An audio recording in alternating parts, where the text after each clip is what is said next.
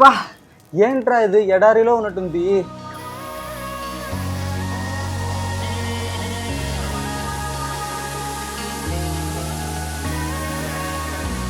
హే, ఏం చేస్తున్నావురా? ఇంత కూలింగ్ గా ఉంది మీ ఇంట్లో.